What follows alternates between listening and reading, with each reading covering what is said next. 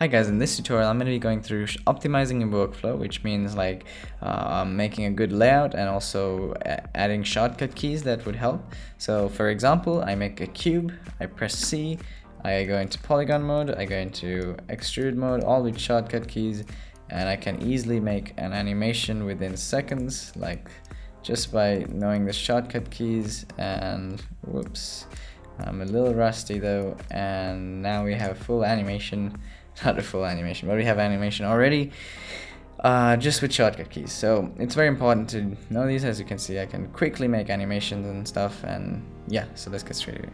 So first of all, I'm gonna go through shortcut keys, because depending on how many shortcut keys you know, you can optimize your layout. So I know a lot of shortcut keys, so I can just remove half of my icons that I don't need. So yeah, so it's important to know your shortcut keys. So Windows, customization commands. So this window allows you to add customization commands. So I'm going to show you all my most used shortcut keys. So my first one is model mode. So it'll tell you, if you hover over it, it'll tell you what the name of it is. So use model mode. So model mode. Well, model mode, I think it's this one, yeah. So Shift A, I set it to Shift A. It should prompt you. So if it's already been used, it should prompt you, and I click yes because I don't use the other tool. So the next thing is point mode. So that's over here. So points, and Shift D is that hot shortcut key. And then the next thing is edge mode, which is over here. So that is Shift F, and then the last thing is polygon mode over here. So polygon, like so, and Shift S. So something I use a lot as well is the recording position and scale and stuff. So that's this icon here. This is the keyframe. So you just search record, this one, and I have it at Shift C. And then the one for auto keying, which is the one that automatically keys things, auto keying, I set it at Shift V. So yeah, so those are some of the shortcut commands I use.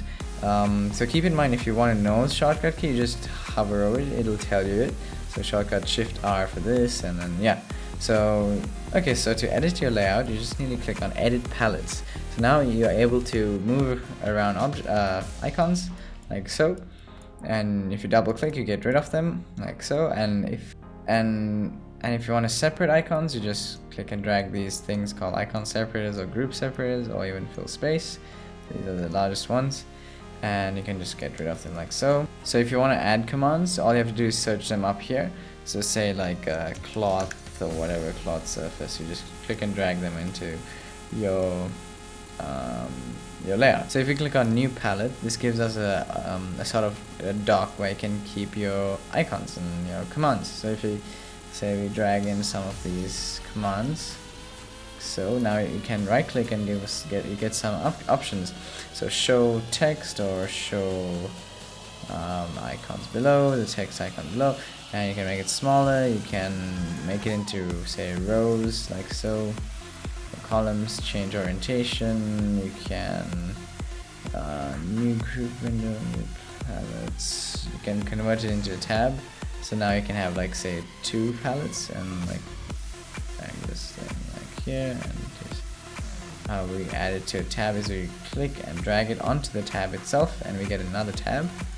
And if you want, you can add it into this tab here like so. So the possibilities are limitless, and yeah, it's a really cool way of organizing your icons. So keep in mind, if I right click on this and then I click on fold palette, this will all fold it into one icon. So if I go undo this, edit palette, and I click on this, now you can see all the options are in this one icon. So if you click and hold it. So also keep in mind, you can grab different windows. So if I click on window, and we should get, say, the materials manager, and then we can like drag it over here and keep it in here instead of at the bottom. And then we can also have, like, say, Windows timeline. So you can add the timeline if you want. So bottom over here. And what else do we have in here? Oh yeah, the picture viewer. So what I also do sometimes is, this is the render view. So this is where we see our renders. I keep it in here into a tab, and so I have the viewport, over here. So let me just turn this off. So there is the viewport, and then this is the picture view where I see the render.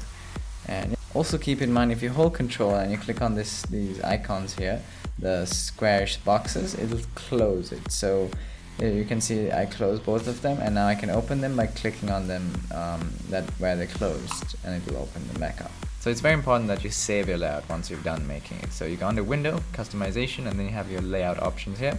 So you need to click Save Layout As and name it whatever, and it'll be, and then once you restart Cinema 4D, it shall appear in your layout section, and it'll have the little user icon next to it, and that'll mean it's your own personal layout. So you can also set the layout as a startup layout. So that means when you turn on Cinema 4D, this is what would appear, so the startup layout. And you can always go back to the standard layout by clicking startup, or where is it, standard layout, and then it should come back to normal. Okay, so this is my layout. So as you can see, I have a ton of space because I know all the shortcut keys to everything, and just in case I have them down here below, as a reminder or something, or if I need to see them. And then I have a ton of space for, say, stuff like espresso. So this is like, I use this a ton, so I have it on the side here. And then, okay, so this is the picture view, which is on my second screen over here. So this is showing me my renders, and it also has the timeline in here. So I can edit the timeline on one side of the screen while I animate on the right side of the screen. So yeah, I also have enabled quantizing here, and I can change the quantize amount, so like so, 3.15, now it's moving 3.125 centimeters. Okay, so that concludes this tutorial. If you want to download my layout, it'll be in the description, but I suggest you to first learn a lot of the shortcut keys, like the ones that are down below here, because these are all shortcut keys I know. And yeah, so thanks for watching, and see you in the next tutorial.